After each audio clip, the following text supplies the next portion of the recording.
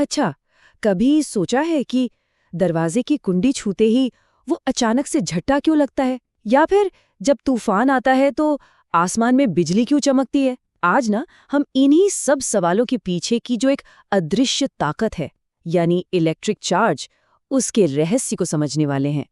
इसे हम सबने कभी न कभी तो महसूस किया ही होगा, है ना? वो एक तेज अचानक सा शॉक।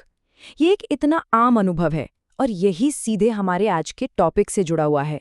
पता है, ये सारे अनुभव, चाहे वो स्वेटर उतारते वक्त की चटचटाहट हो या फिर आसमान में कड़कती हुई बिजली, इन सब के पीछे सिर्फ एक ही वजह है।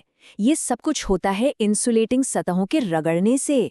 जब ये सतहें रगड़ती हैं तो उन पर एक इलेक्ट्रिक चार्ज जमा हो जाता है और जब वो चार्ज डिस्चार्ज होता है तब हमें ये सब देखने को मिलता है। अब इंसुलेटिंग सतहें मतलब सीधी सी भाषा में कहें तो ऐसी चीजें जो बिजली को अपने अंदर से आसानी से गुजरने नहीं देती। तो चलिए फिर इस चिंगारी के पीछे जो राज छिपा है उसे सुलझाते हैं। देखिए, इस पूरी कहानी का जो हीरो है ना, वो है विद्युत आवेश, या जिसे हम इलेक्ट्रिक चार्ज भी कहते हैं। तो सबसे जरूरी बात ये समझनी है कि इलेक्ट्रिक चार्ज असल में किसी भी चीज का एक बिल्कुल बेसिक गुण है। मतलब ठीक वैसे ही जैसे किसी भी चीज में वजन या कहें तो द्रव्यमान होता है। ये वो गुण है जिसकी वजह से कोई भी चीज जब किसी इलेक्ट्रिक फील्ड में रखी जाती है तो वो एक खिंचाव या धक्का महसूस करती है। अब यहाँ एक दिलचस्प बात है, चार्ज सिर्फ दो ही तरह के होते हैं। अमेरिकी वैज्ञानिक थे बेंजामिन फ्रैंकलिन, उन्होंने ही इन्हें नाम दिया धनात्मक और ऋणात्मक, यानी पॉजिटिव और नेगेटिव। और ये बस एक कन्वेंशन है, एक परंपरा है जो उन्होंने शुरू की। उन्होंने कहा कि जब रेशम से कांच की छड़ को रगड़ते हैं तो उस पर जो चार्ज आता है उसे हम पॉजिटिव कहेंगे और जो प्लास्टिक की छड़ पर आता है उसे नेगेटिव। और इन चार्जेस के बीच जो भी होता है वो सब कुछ इसी एक बहुत ही सिंपल लेकिन बहुत शक्तिशाली नियम पर चलता है। वो नियम क्या है? एक जैसे चार्ज, मान लीजिए दो पॉजिटिव चार्ज, वो एक दूसरे को दूर धकेलते हैं, और अलग अलग चार्ज जैसे एक पॉजिटिव और एक नेगेटिव, वो एक दूसरे को अपनी ओर खींचते हैं। अरे बिल्कुल चुंबकों की तरह। ठीक है, तो चार्ज के बारे में तो हमने जान लिया, लेकिन एक सवाल है, क्या सारी चीजें बिजली को एक ही तरह से हैंडल करती हैं? नहीं, बिल्कुल भी नहीं। देखिए, यहाँ पर दो मेन कैटेगरीज हैं। पहली है चालक या कंडक्टर्स, जैसे कि धातुएं, हमारा शरीर या पृथ्वी। ये अपने अंदर से चार्ज को बहुत आसानी से बहने देते हैं, तभी तो बिजली के तार तांबे जैसी धातु के बनाए जाते हैं। और दूसरी तरफ हैं कुचालक यानी इंसुलेटर्स, जैसे प्लास्टिक, लकड़ी या कांच। ये क्या करते हैं? ये चार्ज के बहाव को रोकते हैं, और यही वजह है कि बिजली के तारों पर प्लास्टिक की कवरिंग होती है ताकि हमें करंट से बचाया जा सके। और ये एक बहुत ही शानदार उदाहरण है। जब हम सूखे बालों में प्लास्टिक की कंघी फेरते हैं तो उस पर चार्ज जमा हो जाता है। क्यों? क्योंकि प्लास्टिक एक इंसुलेटर है, वो चार्ज को पकड़ कर रखता है, उसे कहीं जाने नहीं देता। लेकिन सोचिए, अगर हम यही काम एक मेटल के चम्मच से करें तो क्या होगा? कुछ नहीं, क्योंकि कोई भी चार्ज जो बनेगा वो हमारे शरीर, जो एक कंडक्टर है, से होता हुआ सीधा जमीन में चला जाएगा और हमें कोई असर महसूस ही नहीं होगा। तो हमने ये तो समझ लिया कि चार्ज एक दूसरे को खींचते या धकेलते हैं, पर सवाल ये है कि ये जो फोर्स है, ये जो बल है, ये कितना मजबूत होता है। तो चलिए अब ये जानते हैं कि इस बल में कितनी ताकत होती है और इसे हम मापते कैसे हैं। इस सवाल का जवाब हमें दिया चार्ल्स कूलॉम ने।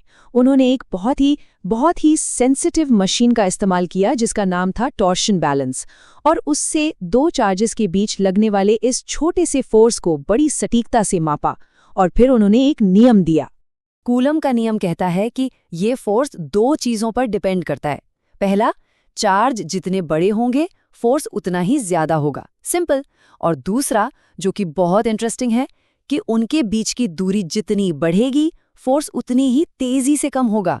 मतलब अगर हम दूरी को डबल करते हैं ना, तो फोर्स 4 गुना कम हो जाता है। ये बहुत बहुत तेजी से घटता है।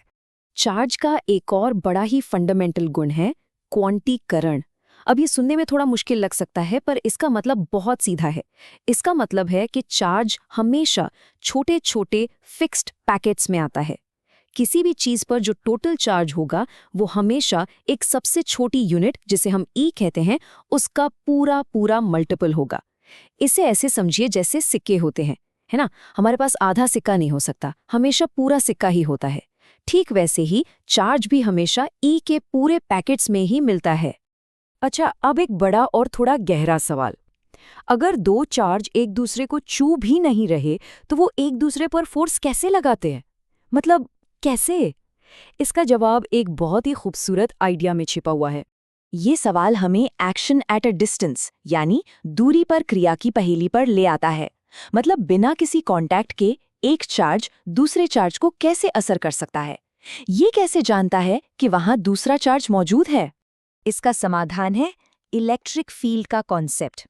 देखिए होता क्या है, हर चार्ज अपने चारों ओर एक प्रभाव का क्षेत्र बनाता है, एक तरह का वातावरण कह सकते हैं इसे, और इसी को हम इलेक्ट्रिक फील्ड कहते हैं। तो जब कोई दूसरा चार्ज इस फील्ड के अंदर आता है तो वो असल में उस पहले वाले चार्ज से नहीं बल्कि उसकी बनाई हुई फील्ड से फोर्स महसूस करता है। और महान वैज्ञानिक माइकल फैराडे ने इस इनविजिबल फील्ड को देखने और समझने का एक गजब का तरीका सोचा। उन्होंने बल रेखाओं या फील्ड लाइंस की कल्पना की। ये लाइंस हमें एक तरह से ये देखने में मदद करती हैं कि ये फील्ड कैसा दिखता है, कहाँ पर मजबूत है और कहाँ पर कमजोर।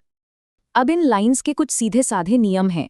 ये हमेशा पॉजिटिव चार्ज से बाहर की तरफ निकलती हैं और नेगेटिव चार्ज में जाकर खत्म हो जाती हैं। जहाँ ये लाइंस पास पास होती हैं, समझ लीजिए वहाँ फील्ड मजबूत है, और जहाँ ये दूर दूर है वहाँ फील्ड कमजोर है। और सबसे ज़रूरी बात, ये लाइंस कभी भी एक दूसरे को काट नहीं सकती। अब सोचिए क्यों? क्योंकि अगर वो काटती तो इसका मतलब होता कि एक ही पॉइंट पर फोर्स की दो अलग अलग डायरेक्शंस हैं, जो कि हो ही नहीं सकता।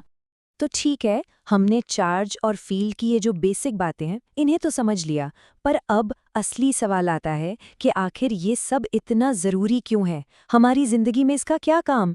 ये एक लाइन ही अपने आप में सब कुछ कह देती है। ये जो फोर्स है ना, ये सिर्फ किताबों या लैब की चीज़ नहीं है, ये हमारी ज़िंदगी के हर पहलू में मौजूद है, हर पल।